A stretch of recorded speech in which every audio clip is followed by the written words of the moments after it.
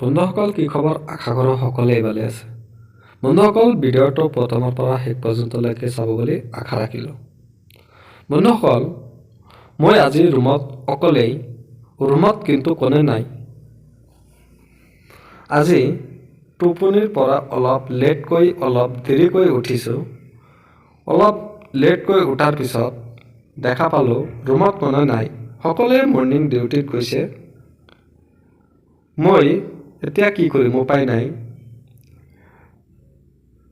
গা ধুই মই বজাৰত যাই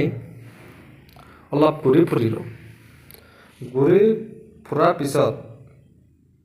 ভোক লাগিল কি কৰিম উপায় নাই মই ভাবিলোঁ মোৰ ৰুমৰ কাষতেই এখন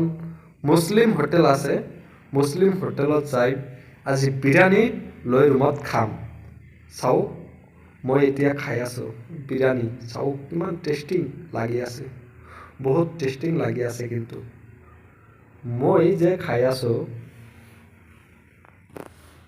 যেন বহুত টেষ্টি অনুভৱ কৰি আছোঁ চাওক কেনেকৈ খাই আছোঁ আপোনালোকে যদি খাব বিচাৰে বেংগালুৰুত আহি যাওক আৰু খাই যাওক বহুত টেষ্টি মই যে ক'লোঁ মুছলিম হোটেল ইয়াত কিন্তু মুছলিম হিন্দু মুছলিমৰ কোনো ভেদাভেদ নাই সকলোৰে সমান সকলো জাতি ধৰ্ম বৰ্ণ লিংগ নিৰ্বিশেষে সকলোৱে সমান চাওক কিমান ধুনীয়াকৈ বিৰিয়ানী বনাইছে চাওক